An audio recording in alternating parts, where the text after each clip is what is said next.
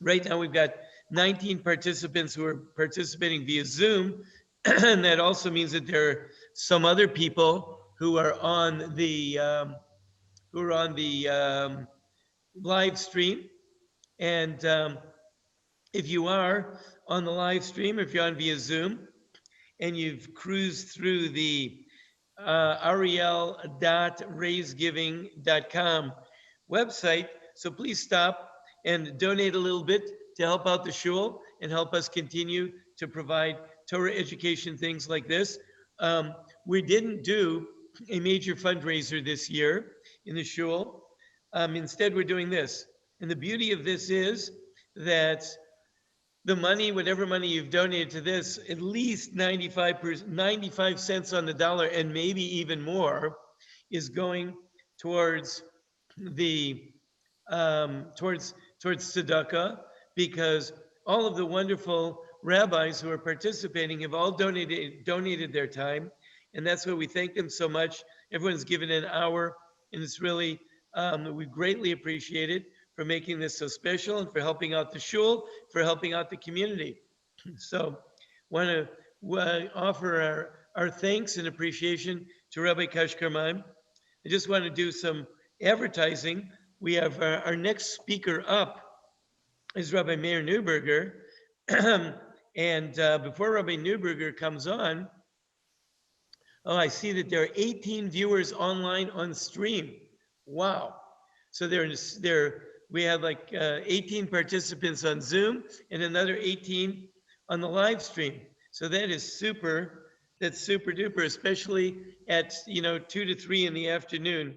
It's just fantastic to know that there's so many people that want to come out, want to participate, want to learn Torah. So, like I said, our next speaker up is Rabbi Meir Neuberger. He's going to be starting in just a few minutes. And I want to give you also a little look at the upcoming attractions for today, because after Rabbi Neuberger finishes, the next speaker up is going to be Moradina Friedman. And she is a teacher at TDSA, and she's also a Rebbitzin at Congregation Ariel. She's going to be doing a special Shavuos presentation for parents and kids. And she is going to be followed by Rabbi Avram Horovitz and Rabbi Yosef Shapiro of the Atlanta Scholars Kollel, which will finish out the afternoon. And then we'll start talking about the evening's lineup. We got a great evening lineup also.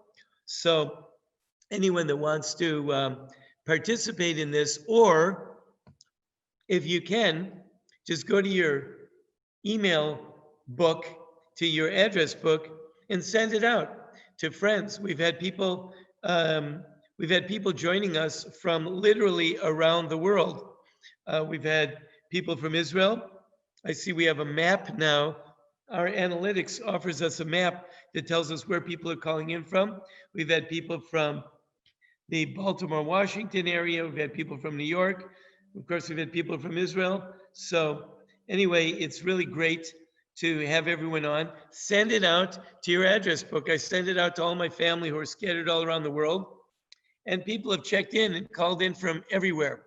So it's really super. And I really thank you all for doing this. I want to again thank Rabbi Kashkarman for being part of this and lending something very important. And Emir Hashem, we're going to do this again.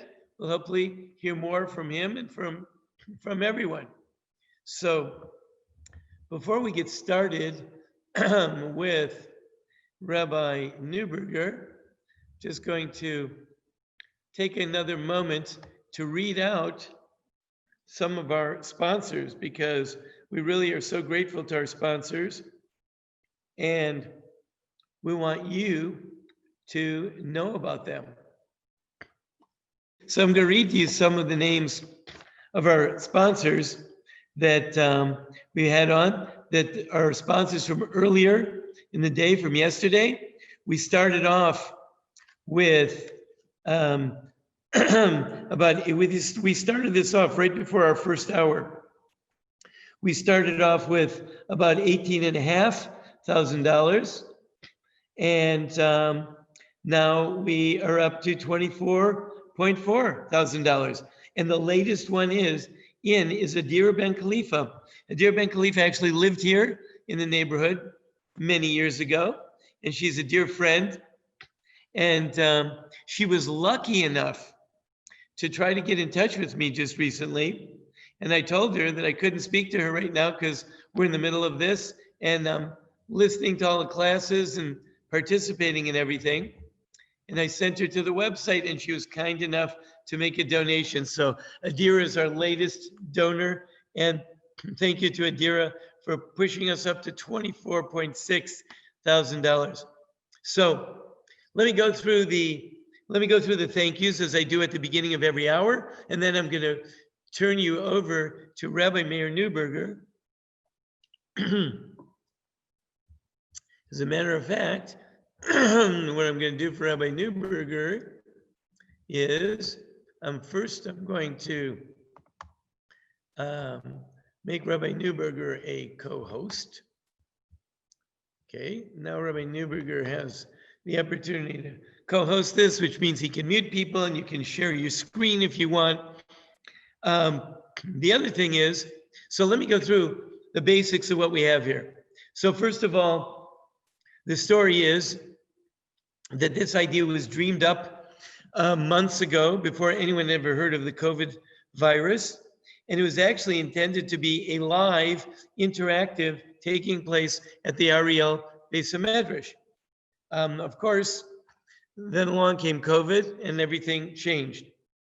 We were supposed to start the campaign for this event immediately after Pesach, and along came COVID and everything changed. A few weeks ago, we decided that the idea was good enough, it's valuable enough, and it could do enough good for the community that we're going to go ahead and we're going to do it anyway.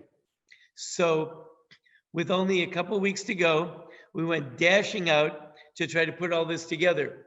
I sent out an email to lots of rabbis around town, and the response was overwhelmingly positive. And it was so gratifying to me that people just immediately responded and say, yes, for sure, I'm in. It's just super. The next thing that happened was we had to get ourselves set up somehow in order to be able to handle all of this traffic. And that is where Avremel Chazanov came in. And he has a company called Raise Giving. And Raise Giving is set up just to do things like this. So that's why you went to ariel.raisegiving.com. And Raise Giving is helping us process all the donations and keeping the schedule up and everything sort of flowing through them.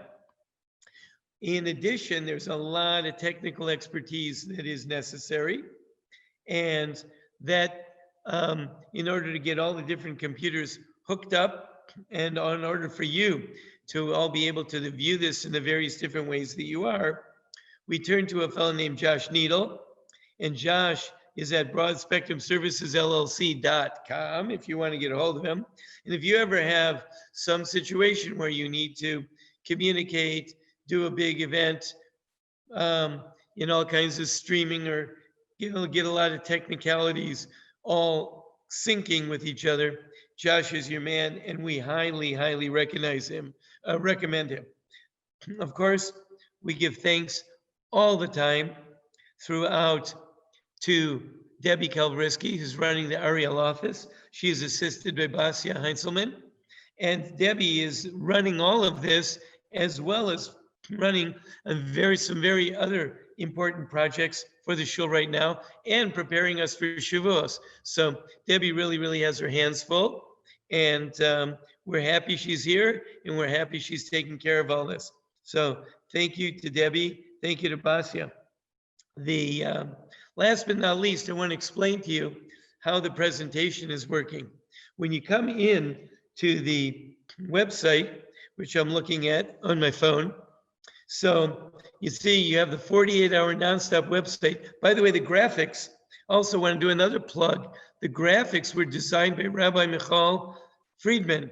Rabbi Michal Friedman is a great graphic designer. And if anyone needs any graphics, PR, publicity materials, we're going to plug Rabbi Michal Friedman for that. So he designed this. He designed this fantastic poster you see with all the rabbis' names all around it, the 48-hour nonstop Torathon, virtual Torathon. And if you go to that, when you see it, you can click on play. When you click on play, you will now be watching the live stream of this presentation. However, you will not be able to participate. When you click on, if you go down 2 boxes to click here to be an active participant, then you will now be Zooming and you can speak up and interact and participate. So that are the 2 different ways that you can do it. And I'm going to now turn my attentions over to Rabbi Mayor Neuberger. Let me just find him here. I'm here. There you go. Okay. Hey, I need to see you because I want to, but you got the full screen, so that's good. So I was going to give you spotlight screen, but you're spotlighted already. Okay, great. So Rabbi Neuberger is the Rosh Yeshiva, Yeshiva Or Yisrael, which is Atlanta's Mesivta. It's a high school that is teaching Torah, sophisticated Torah, and has been graduating students. And I'm going to give Rabbi Neuberger a plug. First of all, he has worked tirelessly to create this institution. Last year, I attended the graduation. I assume there's another graduation this year, but I haven't heard anything about it. No one's heard too much about graduations. But last year I attended the Yeshiva Or Yisrael graduation. And all the boys in the graduating class spoke. And they all said their own different things, but they all said one thing in one way or another. And I was so impressed because in essence, all of the boys said, I came in here as a 14-year-old and I didn't want to learn Gemara, and I really wasn't interested in anything. And now I'm leaving here 3-4 years later, and I can learn, I can read a page of Gemara. And they all said it's because my Rebbe, and then they each one named different ones of the different members of the staff, because my Rebbe stuck with me and encouraged me, and now I'm walking away with this tremendous skill. And I thought that was just the most amazing thing. Each boy said something like that in their own different way, and each one emphasized different points, but that was in essence what they all said. And I thought, what a tremendous, tremendous thing. These boys came in and they walked out with the greatest skill they could ever have. They can open up the Gemara, the Talmud, which is the glue that has kept the Jewish people together. It's the oral law. It's the other half of the Torah. And they can read it. And that's the greatest skill that they'll ever have. It's a skill for life. And they can take that and they can go on to who knows what great accomplishments. And Or Yisrael has left that with them. And they all said they didn't want it, but their rabbis knew how to talk to them and present it to them and open their hearts. And now they're walking away as skilled Torah scholars. So it's a beautiful thing. And Yasher Koach to Rabbi Neuberger for bringing this into our community. So here you have this. You have the screen, and I'm going to turn it over to you. Okay, thank you very much, Shkach. Thanks for your words. When Rabbi Freeman asked me to do this, I was thinking about what to learn, and I asked him if it's an idea to learn the Daf Yomi, because everyone's, when the Siyum Mashas created a great deal of excitement about Daf Yomi, and I thought maybe there'd be people who want to just hear the Daf. If you're doing 48 hours of teaching, maybe someone should do the Daf. I was hoping it would be publicized as that. In other words, people tuning in would know that they're going to get the Daf, today's Daf. And I don't know if it was. Rabbi Freeman, was it publicized as the Daf Yomi? I think it was publicized as Talmud. But not Daf Yomi. Okay, so it's a fascinating Daf. It's very interesting. Today's Daf is Daf Pei Aleph, 81 in Shabbos. I can share my screen, which would give you a picture of the Daf itself as we go through it. I don't know who's here, and to get a sense of how interested people are in actually learning the Daf together. Rabbi Freeman, can you give me a sense of how much I should do it inside and how much? Let's see. My plan was to read the daf and explain it and learn it inside. Is that still an idea? Okay, so I'm going to do that. If anyone has any questions, please, you can interrupt and ask. I'm going to share my screen so you can have a Gemara in case you don't have one. Okay. So Rabbi Neuberger, if you look down at participants, yeah. it says on the bottom there 15 of them. If you click them on, you can see all their names and you can see who you got here. Okay. You'll know who you have. Okay. All right. So I'm still going to the plan of reading the Gemara inside with you all. It'll be an interesting experience. You'll see what it is to learn a daf. And the fascinating thing is you'll see what it is, how broad-ranging a typical daf is. It's just really amazing, the range of subjects that come in, as you'll see in a moment. Okay, so I'm going to read it and translate. Let me just move my my Gemara over. Whoops.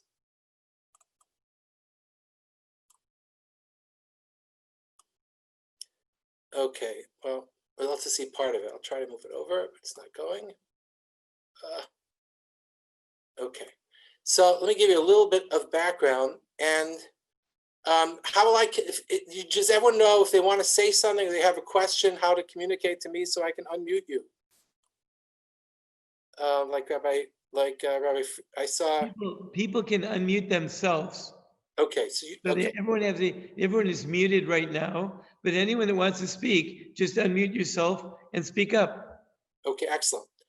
Okay, I'm not able to move my move this over. Okay, but okay, there you go. Okay, so the Mishnah, the Daf Yomi has been going through Masechta Shabbos, and the past good amount of pages has been dealing with an interesting thing, which is the law is on Shabbos you're not allowed to carry, which is to move an object from place to place.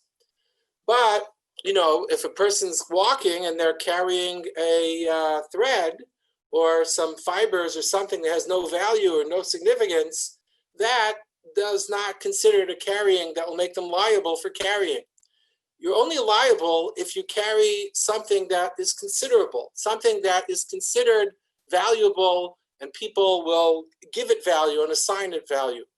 So there's a varying range for that. So when it comes to food, the Mishnah says there's a certain size, there's a certain amount, the grogeris, the size of a big date, that's considered a sizable amount of food, that if you do carry that amount, you're liable. But when it comes to all other things, it's very dependent on what its function is. So the Mishnah actually goes through tens of different objects and material and tries to and describes how much of that object is considered viable or valuable, so that if a person carries that amount, they've considered violated Shabbos and they're liable, whatever, shogeg, if they unintentionally or intentionally, whatever the appropriate response would be.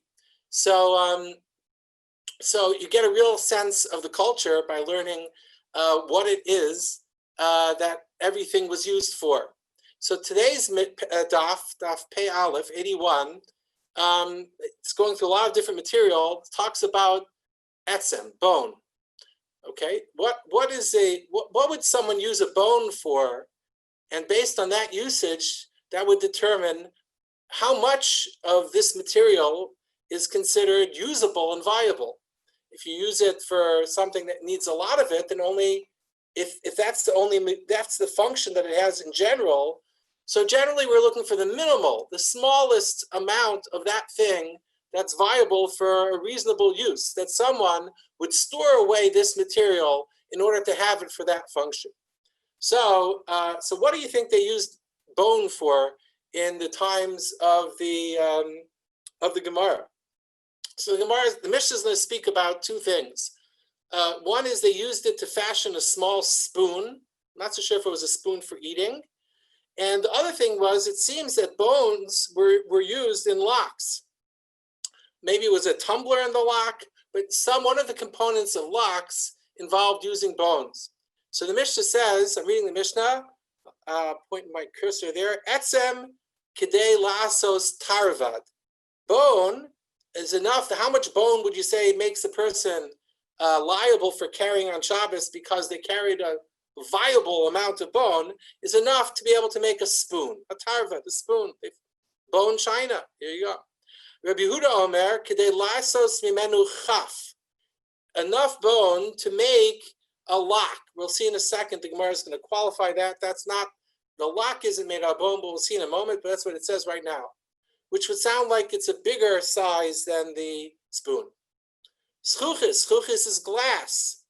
What would you use a piece of glass for in Mishnaic times? Now, nowadays, a broken piece of glass might have no value, and no one would put away glass.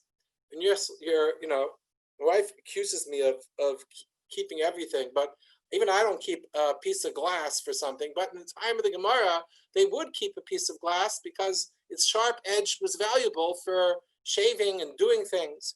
So what's the smallest amount of glass that you can use? So it says in Mishnah, Schuchis glass kedei ligvar bo rosh hakarkar. The karkar, well, the loom. The loom is how you take threads and make them into material, the warp and the weft. And they set them up on the loom, and there was always they had this fine pointed needle-like thing that they used to separate the lines of warp and weft, that needle needed sharpening, and that sharpening of that needle was done with a piece of glass. So that's the amount of glass. Sror or Evan. Sror usually is a pebble, Evan's a stone. It's interesting the Mishnah says both. Some versions of the Mishnah puts it together. Sror Evan. So what would you think, a stone or a pebble? Why would someone hold on to a pebble, put it in their pocket to use? So the Mishnah says, Kedei lizrok ba'of, to throw at a bird. If there's a bird that you want to move away from your corn or something like that, and you want to scare it away, so you might hold on to a pebble to hold on, maintain it, to be able to throw it at a bird. So that would be the size of the stone that would be viable. He says that when it comes to birds, you don't need stones for that, because you can just yell and the bird will fly away. You need a stone for a larger animal. And this larger animal, a behemoth, an animal, a cow or something like that, you want to move away. So that would entail a larger stone. And therefore he said that's the only size stone that would make a person liable for carrying on Shabbos. Okay, that's very interesting. Now, this subject matter ends up being a segue into the usages of stones, and it goes into the issues of bathroom decorum and stones used in wiping oneself, gets from there into issues of plants, and there's even the famous discussion in Rashi and on the base of this on the second side, that's the source for the minig of kaparos, which is, hopefully we'll get to some of these things. Okay, have I lost everyone yet? Okay, let me see my numbers. 13. Says the Gemara. So we're up to the Gemara. Lememra d'shiura de Rabbi Yehuda nafish. Now, if you remember, the Mishnah said that bone, there were two opinions about how much bone is considered viable, enough to make a spoon or enough to make a lock, which is larger than a spoon. Now, Rabbi Yehuda was the one who said the lock. So the Gemara says, "Lememra, you mean to tell me the shiur of Rabbi Yehuda nafish? That Rabbi Yehuda's measure is larger, and he says it's a greater amount of bone that's necessary to make a person liable." Hakaimalan, we've established, because there've been a lot of discussions between Rabbi Yehuda and the Rabbanan throughout this whole discussion of different material. Typically, we've been having Rabbi Yehuda being more machmir. He's typically more machmir. And you find patterns in arguments in the Mishnah and in the Gemara where there's a consistency in the opinions. And based on that presumption, we would have expected Rabbi Yehuda to be the one who says that it takes less to make you liable. So the Gemara says, the measure that the Rabbanan are saying is greater measure. So Amar Ula explained that you're making a mistake. The bone that Rabbi Yehuda is talking about is not bone that's going to be used to fashion a lock. The bone is only going to play a specific role in the lock. Chafe poseches. Chafe poseches means the teeth of the lock, maybe the tumblers. That function was used by bone. They use bones for that. That's a very small amount of bone that's used as a tumbler and a lock. And therefore, it works out that Rabbi Yehuda's description of how much bone is viable, i.e. the amount that's viable for a tumbler and a lock, is actually smaller. Now, this, as Gemara always does, it segues into another discussion about parts of locks. Let me just talk about this as just an introduction a little bit. You might or might not be familiar, but because it's not as relevant today as it was in the days of the Gemara, but there's concepts of Tuma and Tahara. If you learn this, the Chumash and Shmini and Tazria, we know that certain circumstances and certain cause things to be tamei, defiled. Defiled meaning that if they come in contact with certain things like truma and separated tithes and holy things, it'll make them invalid.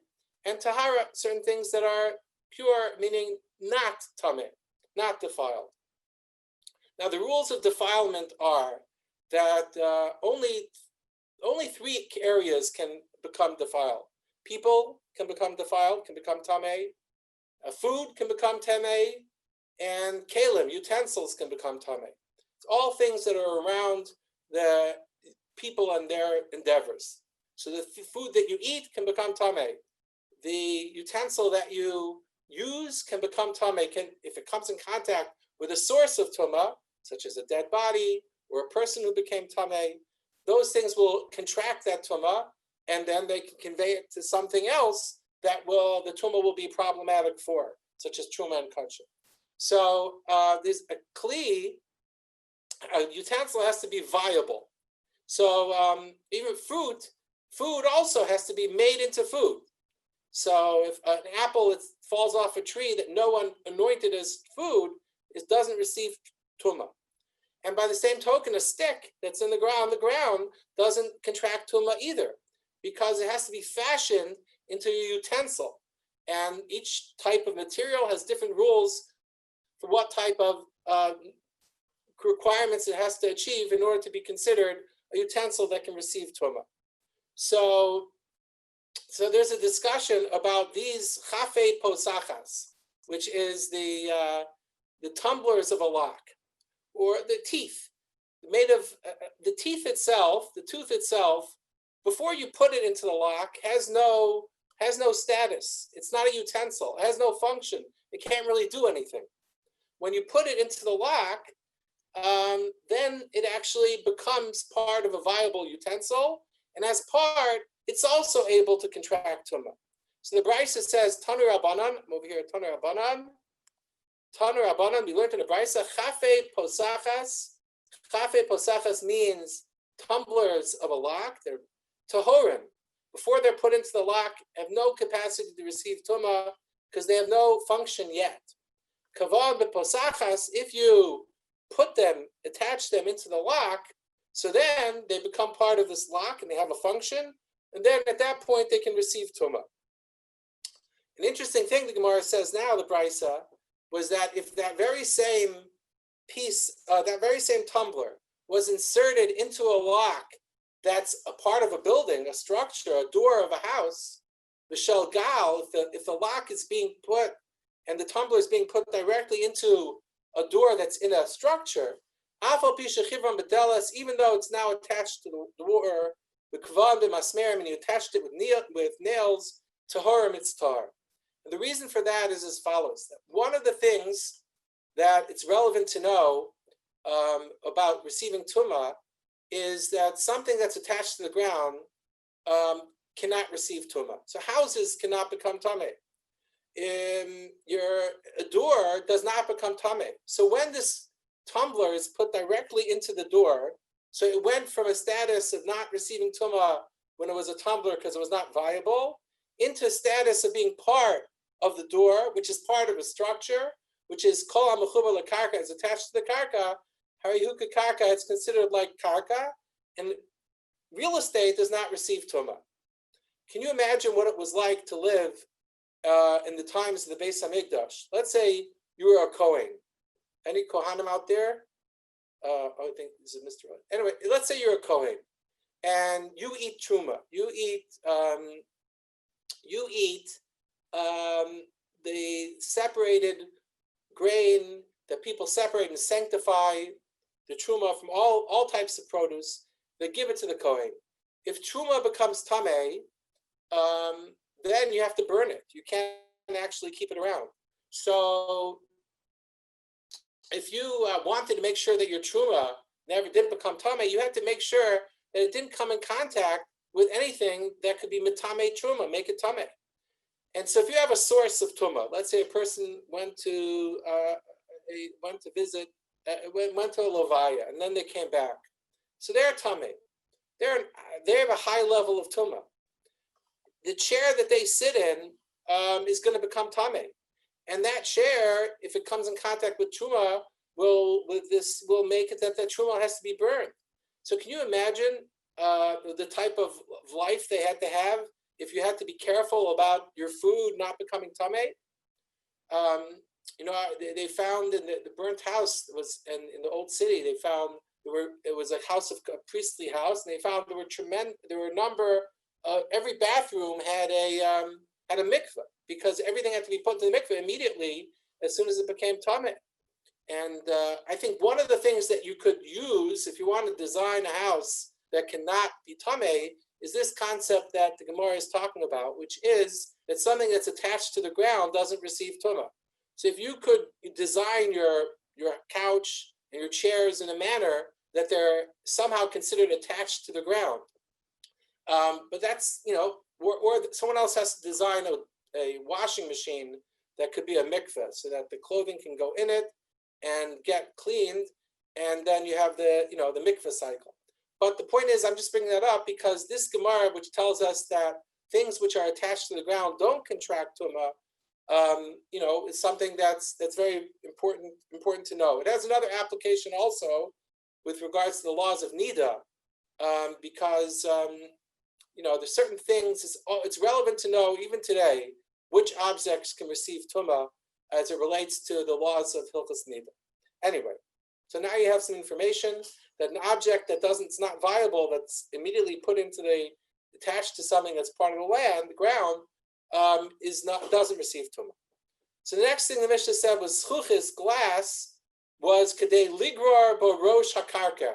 That was enough glass, the amount of glass, not so much, that you'd use to sharpen the edge or the end of a needle that they use in the loom. So says the Gemara, Tana, the Brisa said, schuchis is glass, and schuchis with the samach is also glass. With the samach, Rashi explains the etymology of those two words. Kedei liftsoa bashnei nimin ka'achad. Enough glass that you could cut two threads in the loom at one time. Okay. Next Gemara spoke about the straw, the stone. What size stone is considered a size stone that has some substance because it has value because of a function that it has? So straw, even a pebble or a stone, they lizrok ba'of, to throw at a bird, and Rabbi Eliezer disagreed. He said to throw at an animal. So Amar Rabbi Yaakov, Amar Rabbi Yochanan. Rabbi Yaakov says in the name of Rabbi Yochanan, that if you throw a small stone at an animal, it won't have any impact on it. It has to be large enough that the animal would feel it. And how much is that? Kama shiuro, how much is that? Tanya Rabbi Eliezer ben Yaakov, Mishkal Asara Zuz, a stone that's the weight of 10 zuz. The zuz is a coin, a dinar, and their coins were governed by weight. So 10 coins had a certain weight. A stone of equal weight to that is the stone that's considered viable on Shabbos, that if you carried on Shabbos, you would violate. So the next Gemara is going to go into a very interesting subject that we don't relate to, but in the times of the Gemara, it was pretty relevant. And that is as follows. Before there was plumbing and before there was toilet paper, people would go and relieve themselves out in outhouses or in fields or in places that were designated as bathrooms. And they would wipe themselves with different material to clean themselves off, often with stones. Now, on Shabbos, your average stone is muktzah. The concept of muktzah is that on Shabbos, you're only allowed to be touching or moving things that are functional and have designated functions that are viable for use on Shabbos. Stam, plain stone, eitzim va'avanim, stones and sticks and stones, you're not allowed to move. They're muktzah. They have no function. They have no toras kli. They're not a utensil. They're not designated for use. So what happens? A person needs to go to the bathroom out there and he needs a stone to clean themselves, but they didn't designate this specific stone. So as we're going to learn the sugya, that since the prohibition of muktzah is a rabbinic prohibition, the rabbis made leniencies mipnei kavod habrios, because of the dignity of people who need to move a stone for this purpose are allowed to do that. But like everything else, there are limitations. Now, the reason why this discussion comes in is because we're going to talk about viable stones that are viable. That's the discussion in our Mishnah, as it relates to carrying, to make you carried a viable entity. And there's also the leniency that the rabbis made to allow a person to carry stones, to move stones, which generally would be muktzah for the sake of kavod habrios, of using it to wipe themselves, also is dependent on viability. Because to move a stone that's not functional or viable for this purpose would also not be included in the permission that they're doing. They're waiving the prohibition. So the Gemara says a story. Zonin, there was a person named Zonin, al lebei midrasha. He came into the base medrash, the place where everyone was studying. And Amar lahu, he said to them, Rabbosai, he said to the rabbis who were there, Rabbosai, havarim shel beis hakisei shiuram bekama. Stones that a person would use when they relieve themselves, to wipe themselves, shiuram, they're measured bekama. What size stones are considered viable? Viable for two purposes. One, for the purpose of carrying, that if a person carried them, they would consider that carrying a significant thing and they'd be liable. And the other one is what's considered viable, that the rabbi said that they're willing to waive the prohibition of muktzah, which generally applies to stones, because they need these in order to clean themselves after they relieve themselves. So, Amrulo, they said to him, Kazayis, Ke'egos, Ukebeitza. 3 stones, one the size of an olive, one the size of a nut, and one the size of an egg. It's rising sizes. All right. Why? Because it seems that they had different functions for wiping oneself, and the variety of functions are necessary. Therefore, these 3 sizes are what's viable. So that's what you can move. You can't move anything else. Amar lahu, he said to them, the Zunin said, V'chi tortani yachnis? Is a guy going to go to the bathroom and you think he has a scale with him to measure the size of the stones that it fits? You see this dichotomy between the theoretical and the practical. So Nimnu V'Gamru, they said, yeah, that's a good point. And they reassessed and they made a count and they decided that you don't have to be so careful about the exact size of the specific stones. Melo hayad. A handful is okay. So if a person needs to go to the bathroom and they don't have any stones that they prepared before Shabbos, take a handful of stones, 4 or 5 stones, and that would be okay. Tanya, Rabbi Yossi Omer, it's actually, we learned that Rabbi said it was an argument. Rabbi Yossi said, like they said originally, that it would be the 3 sizes, kazayis, ke'egos, the kabetza, like the size of an olive, a nut, and an egg. And then another opinion of Rabbi Yossi says, Mishum Aviv, in the name of his father, Rabbi Yossi, Melo Hayad, a handful. Okay. So now the Gemara is going to continue on this discussion about what is permitted what stones you're permitted to move for the purposes of cleaning oneself after the bathroom. Tana Rabbanan, they learned in the Brisa. Are there no questions? Tana Rabbanan. Well, we'll keep on going. This is today's daf, and this is what you take what comes. Tana Rabbanan. We learned in the Brisa. Gimel avanim ukrizalos muter lahachnes lebeis hakise. This Brisa also said the limit 3 stones that are muktzah, that are smooth, you're allowed to bring with you into the bathroom. The kama shiran, and of what size? Your mayor, here we have different opinions. Your mayor says ke'egos, all 3 would be the size of the nut. I think a nut when the Gemara talks about a nut is like a hazelnut. I think that's the general nut of the Gemara. Rabbi Yehuda Omer kibetza, the size of an egg.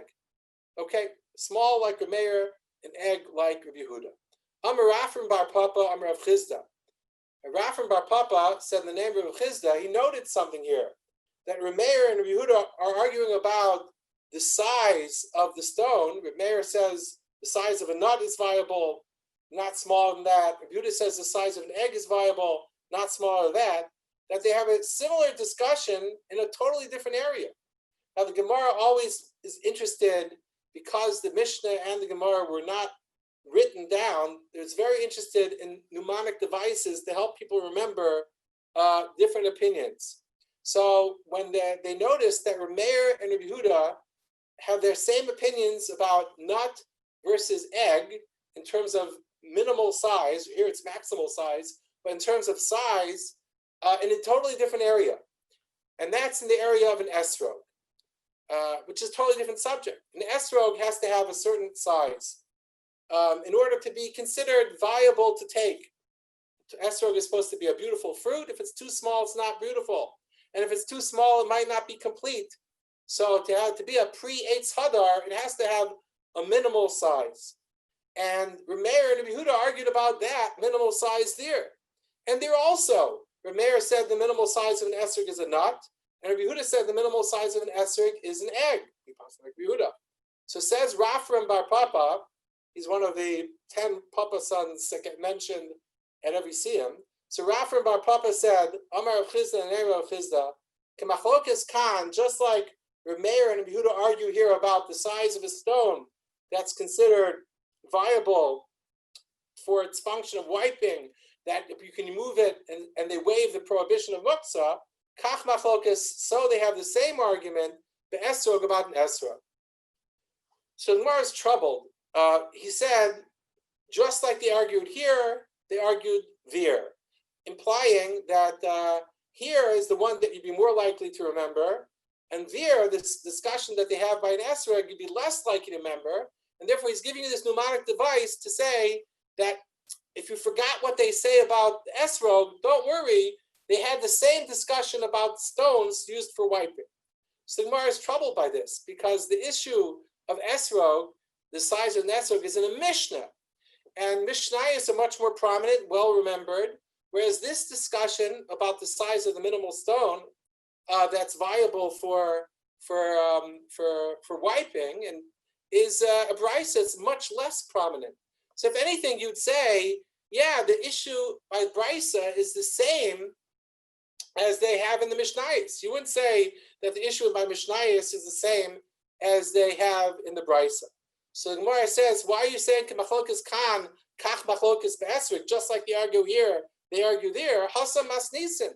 There it's a Mishnah, and therefore that should be the model and the one that everyone should know.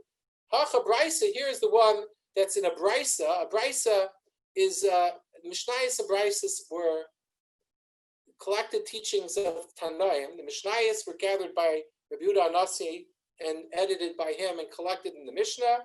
The teachings of Tanaim that he did not edit, choose to include, are called brisas, from the word bar, on the outside, and those are less known and less prominent. So the Gemara says, you're right. The way to say it is just like they argue by esrog, which everyone knows about their two opinions, so too they're arguing over here. Now, not that the subjects are in any way connected, because if you think about it, there it's talking about how the minimum size of an esrog.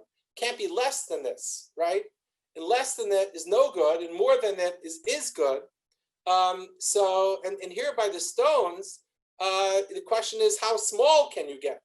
So but still, since they're the same opinions, they made this connection. Says more further. Amar Yehuda avalo hafayas, that you are not allowed to move, even though the rabbis are willing you to waive the prohibition of muktzah in order that you should have something to clean yourself up with, to clean yourself with after relieving themselves. But avalo hafayas, don't take a clump of fayas. So the more asks, my pious, what is this pious you're talking about? Karshine bavlaisa. In Bavel, bavlaisa means a Babylonian clump of earth. It seems that the earth in Babylon was less cohesive, and that would not serve as a good, viable wiping material. Therefore, there's no reason for the prohibition of muktzah to be waived in order to allow you to move that. And therefore, he says that you cannot take. Says the Gemara further, Amar Rava.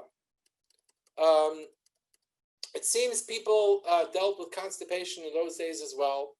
And one of the remedies for constipation was to somehow try to open the orifice with some strong, a tzroar or something that would help loosen the person up. So says Rava, Ulcer l'mashmesh b'tzroar b'Shabbos. Says Rava, that action is prohibited to be done with a rock on Shabbos. So again, here we're moving. We're not discussing the issue of muktzah at this point. Here we're discussing the issue of an activity that's the rock is fine. You designated it before, but a person wouldn't be able to do this activity of trying to open his bowels to be able to relieve his constipation with a stone. He should not do it as he does it in the weekday. So Maskef Lamar Suture asked, how could you prohibit this? Listakein? Should he put himself in danger? So, in other words, it's dangerous for a person not to address his issue of constipation. So he should be permitted. Why are you prohibiting it?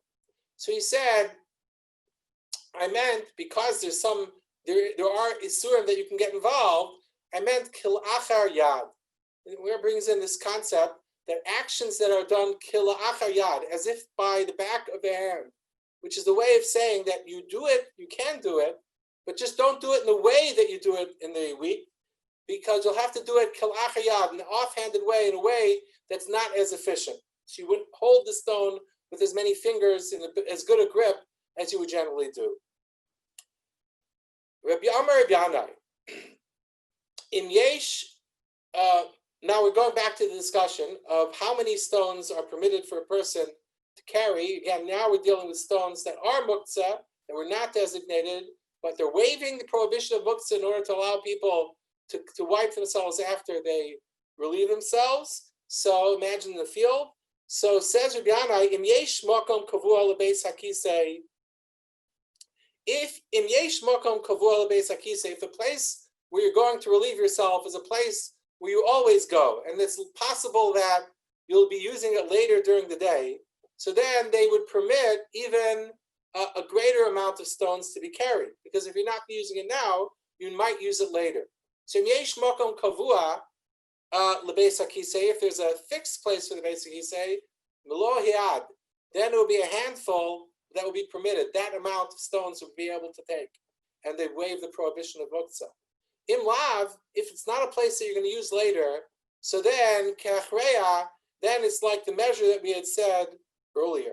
The measure we had said earlier in terms of the stones, as we had mentioned, could either the egg size or the nut size. Only that is permitted. It says more further. Maducha katana shal besamim. Okay, here we come to a different area of muktzah.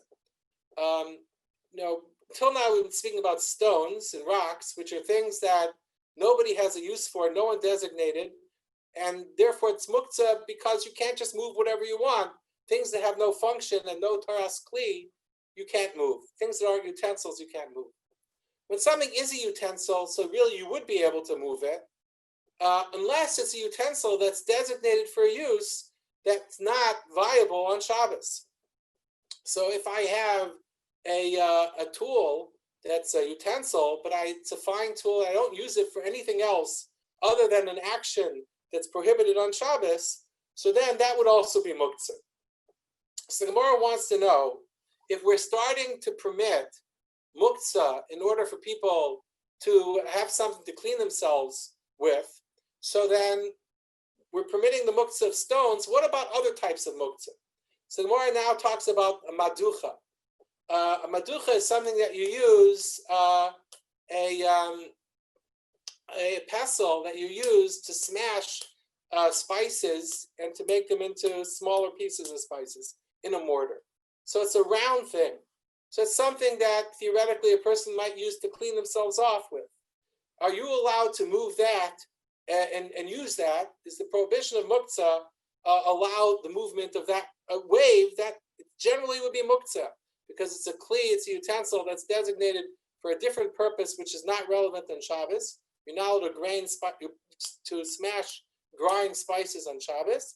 Are you allowed to move that muktzah, this muktzah as well, for the purposes of wiping oneself?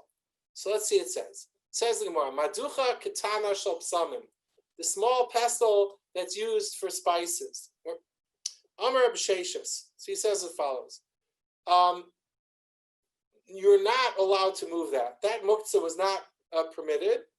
However, if it was used a different time for this function, so then it lost its purpose to be used as a pestle, because once it was used as for wiping purposes, it no longer is a special kli that you're going to use for smashing spices and for grinding spices, and therefore it lost that function and it no longer is muktzah. If it's muktzah, it's a problem. And he says, Im yesh ola aid mutter. If there is a witness, meaning if there's evidence on it that it was used previously in this function, so that it no longer has the status of muktzah, of something that's designated specifically for another use, and it already lost that use, and just like it was used before for wiping, you can use it also. So the Gemara now is distressed about this, because are you allowed to use an object that was used by someone else earlier for them to clean themselves? You're not supposed to use such a thing. And the Gemara brings a brisa. Asara dvarim mevi'in es adam lidei tachtonios. There are 10 things that can bring a person to tachtonios. I think tachtonios is usually understood to be hemorrhoids. So there are 10 things that the Rabbi said, the person does these things, that they'll cause him to have hemorrhoids. And one of them is wiping oneself with something that was used by someone else. So, Eluhain, here they are. Ochel ale kanim, person who eats leaves of kanim, of reeds, kanim, ale gfanim, grape leaves, lulavig fanim, another part of the grapevine, morige behema. These are parts of the animal that are not smooth, like the tongue and other parts. Below melach, if you eat those without salt, it's bad for hemorrhoids. Shidro shel dag, the spine of a fish. Dag maliach shlo bishul kol tzarko, salted fish that was not cooked totally. Shose shmore yayin, if a person drinks sediment of wine, the settlings. And here, the person wipes himself besid, with a piece of plaster, becharsis, earthenware, or bitzror, with a stone, a smooth stone, shekinach bochabero, that his friend had already used. V'yesh omer, and some people say that it's bad for hemorrhoids. Also, if a person, instead of sitting down when he empties his bowels, he crouches and thus empties his bowels, is also bad for hemorrhoids. So, point that's relevant to us is one of the things is using something, a stone that someone else had used. So how can you say that it would be permitted from a muktzah perspective to use the pestle that was used once before for wiping? Granted, it might be not muktzah anymore because no one's going to use it for spices, but you have a different problem that you're not supposed to use it. So at all, ever, because you're not supposed to wipe yourself with something that someone else wiped. So the Gemara gives a number of answers. It depends whether it's moist or dry, how recently it was used. Another answer, the issue of using it means using it the side that was used by someone else. In our case, the relevant issue is that since it was used at all, it lost its function to be used as a pestle, and therefore it's no longer muktzah. It's the base stadim to be relevant when using the other side. A third explanation, one is when the pestle was used by himself, so there's no problem of that causing hemorrhoids. And there, with the prohibition of causing hemorrhoids, is only when it's the chavrei. Amalei Abaye Rabbi Yosef. So Abaye asked Rabbi Yosef a question, an interesting question. If you have this pestle, right? And again, a pestle is used for grinding. Generally speaking, it is muktzeh. You can't use it on Shabbos. You can't move it. You wouldn't even be allowed to move it for this purposes of wiping himself, even though the rabbis are willing to be lenient not for this. You can only move it for wiping if it was used by someone else in the past. So, or you in the past. And so therefore it lost its function. Says Abaye to Rabbi Yosef, what happens if it got rained on and whatever residue was left on was removed? So it's now, does it get back its status of muktzah? Halachic question. Does it come back to be muktzah? Or do you say that once it's lost its status of muktzah, it doesn't get it back? So he's told him, Amaleim hayri shuma nikar mutar. If you can still see, if there's a mark there and there's still evidence of its previous function, so then it's no longer muktzah, therefore it's permitted to use for what you want. It says more further, Boy mine Rabba bar Shila me Rav. Rabbi bar Shila asked Rav Chizda a question as follows. If the rabbis are permitting moving muktzah objects in order to use them in this manner to wipe themselves, how far were they willing to do that? Mahu lahalosam acharav lagag. Let's say a person's bathroom or place he relieves himself is in his roof, and the stones are outside in his yard. Can he bring them all the way up there? In other words, maybe they said a limit to how much they're willing to permit. Amar Lei told them, Godol kavod habrios. Chizda told him back that people's dignity, kavod habrios, the honor that preachers, in other words, the dignity that people, the idea of dignity is great. Shedoches lo saseh shebatorah. That it's more important than prohibitions that are prohibited as lo saseh, thou shalt nots in the Torah. And therefore, even though muktzah is rabbinic, but it is based on a prohibition in the Torah to say that you shouldn't listen, you shouldn't stray from what the rabbis tell you. That's the Torah's mandate that the rabbis have. Says in the Torah, listen to what the rabbis say, don't stray from what they say. So there is a Torah mandate, but even a Torah mandate can be waived. The Torah itself waives for the purposes of kavod habrios because of the dignity of people. Where do we see such a concept? So Rashi says this concept finds its root in the Torah, in the returning a lost object. The Torah says that when a person sees a lost object on the ground, you should pick it up. Lo sucha lehis aleim. You're not allowed to ignore it and say, look as if you didn't see it. But we say pa'amim, sometimes that you are permitted. The Torah gives a hint from its language that at certain times you're allowed to ignore it. And that would be a case of a person who it's not appropriate for them to be doing this activity.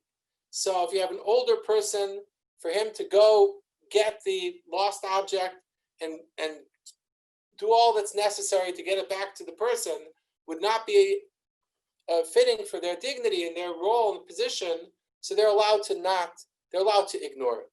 So we see that there's this concept that kavod habrios is a factor even when you're dealing with lo saseh shebatorah. Now the Torah, we can't do that ourselves. In other words, we can't say, let's say there's a lo saseh, it should be mutter because of kavod habrios. only when the Torah itself says that a losa, say a prohibition, is waived because of kavod habrios, can the Torah do that. However, the rabbis modeled their prohibitions to that, and rabbinic prohibitions they're willing to waive for kavod habrios if it's a question of violating someone's dignity. Now, the question of this is, don't try this at home. The question of this, there are guidelines for this. But I can tell you an example that I heard just recently came up, is you know that there's a prohibition on Shabbos, rabbinic prohibition of taking medicine. Now, obviously, a medicine that a person needs to maintain their health on a long-term basis, they're allowed to. But like something that's not about maintaining their health, something that's, you know, a discomfort, then they're not badly ill, they have a mild headache that's not debilitating. So, you know, there's a prohibition of taking refuah. So what about allergy medicine? No, not ongoing allergy medicine, but a person is sneezing and they're suffering from allergies. So the Tzitz Eliezer says, Rabbi Eliezer Wallenberg says, based on this, that since the prohibition of taking medicine on Shabbos is rabbinic, because they were scared that people would grind and make medicine, it would be waived for kavod habrios. And he theorized that if a person was sneezing and their eyes were running and they can't talk to people because they're suffering from their allergies, that would be an example of self-dignity, human dignity, and that here, because you're dealing with a rabbinic prohibition of refuah on Shabbos, he thought that would be included in this waiving of the prohibition of muktzah for kavod habrios, and it would be permitted. Okay, well, the Mishnah goes on, the daf goes on. I think we run out of time. I think I lost Rabbi Friedman too. No, you didn't lose me. Okay. No, So I'm here. I can go a little further, but if you want me to stop now? Where are you holding? I can't see on your Amud. Where are you holding? How much more do you have to go? I'm at Bays, and we're holding about other examples of kavod habrios causing prohibitions to be, yes or not to be waived. So it's 10. I don't want to go into your wife's time. You know what I mean? Oh, chas v'shalom. You know. Yeah. Since she is out of the room at the moment, she'll be back in a minute. Why don't you just take a couple more minutes to do a few more examples? I apologize. I feel bad, but this is an example of what a typical daf, how wide-ranging it is, and how tied into the culture it is. But yet you have these halachos that have relevance to today that you have to extract and try to project. And also you just see the give and take and how the Talmudic mind works, and how any subject was up for discussion and was valuable, and people cared. You know, so you know this subject that is not so relevant to us today, but you'd be surprised. You'd be surprised how many things are extracted from this blot that come up. The whole custom of kaparos, which I'm sure you often wondered, like what his source is comes from Rashi that's coming up. We're going to get there soon. Anyway, so have you been watching this? Okay. So, yeah. do you want to do one more example? Okay, let's see. Yosef Meremar. Meremar was sitting, and he was saying over this discussion about whether waiving prohibitions for the sake of kavod habrios for human dignity, and specifically rabbinic prohibitions, and specifically we're talking about waiving muktzah. So says he was saying this Gemara over. Meremar was saying this over. Esa Ravina l'Meremar. Ravina asked him to Meremar, challenged him from a brisa. There's a brisa that says as follows. Like we mentioned about sticks and stones that they're muktzah.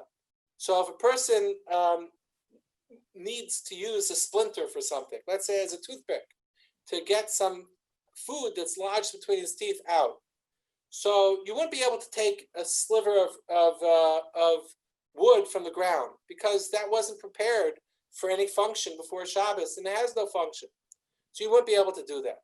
However, if the food that you gave to your animal has in it pieces of straw or slivers of wood that you could use, since that was anointed and designated for a function and purpose on Shabbos, it's not muktzah. So Rabbi said, no tel adam kiseh mishal fanav, a person's allowed, he said, Rabbi said a person is allowed to take a sliver or a splinter, even from the ground, lachtzos moshinav, to clean out some food that's between his teeth. V'chachamim omrim lo yital, they say you're not allowed to take element because it's muktzah, element ha'evus shal behema, only from a sliver that was designated for animal consumption, but it was designated. So the question is, there it's also covered abrios. You get a sense of what constitutes covered abrios, human dignity. If there's persons has some food stuck between his teeth, it would be embarrassing if people would see it when he smiles or whatever and talks. So there's the issue of covered abrios, and yet it wasn't permitted there in the context of a person's table to take wood that's while he's eating from a muktzah source to clean as a toothpick. So the Gemara said that there's a big difference. Hachi hashta, is there a comparison? Hasam adam kovea makam l'suda. There, a person knows he's going to eat in a specific place. So he knew that he was going to be eating there. So there was incumbent upon him to prepare toothpicks. Hacha adam kovea makam l'beis akisei. Did this person know that he would be using as a bathroom this place? In other words, the rabbis aren't willing to waive a prohibition like muktzah for the sake of kavod abrios if the person with a little bit of planning could have avoided that. So if you would apply that to, I don't know if you could apply that to the Tzitz Eliezer's case, but if the person could have avoided the problem, then the solution to the problem is they're not willing to waive a prohibition like muktzah to provide a solution if the person could have avoided the problem in the first place. Okay, so the more segues and segues and onto other discussions, but my time has run out. Thank you very much for listening. Thank you, Rabbi Friedman. Rabbi Neuberger, and I'm going to take the. So first we're going to. There you go. Okay, and I'm going to take the spotlight away from you. I guess and give the spotlight to me. I don't know. You need to. I gotta go. Be well, everyone. Hatzlacha. How do I donate, Rabbi Friedman, again? So here's what you do. I'm going to tell everyone. Thank you for asking that wonderful question, because that was just what I was about to tell everyone. I have it. So first of all, I want to welcome everyone. And Yasher Koach to Rabbi Neuberger for the shir. It is the teachers. It's all the teachers that have made this special. If it wasn't for the teachers, this wouldn't be a very big deal. But I want to tell everyone that when I called up and sent out an email to all the colleagues, all the different rabbis around town, I got such a tremendous response, and so many people responded right away. Of course, yes, I want to do this. And their response really made me feel good about it. And I knew that we were really onto something great. So Yasher Koach to Rabbi Neuberger, as well as all the other rabbis that have preceded him, that Rabbi Kushkerman, Rabbi Zellman, Rabbi Foxbrunner, Rabbi Meir Cohn this morning, Rabbi Dickstein, very early this morning. Rabbi Dickstein started at 4 a.m. And you know what? He had people that were learning with him. When I came in at 6 a.m. to take over from him, he had 9 people on with him. So it was really beautiful. Anyway, and last night we had Rabbi Vakrat and Rabbi Minkowitz got us off to a great start. So Yasher Koach to all the teachers, you're the ones that really made it happen.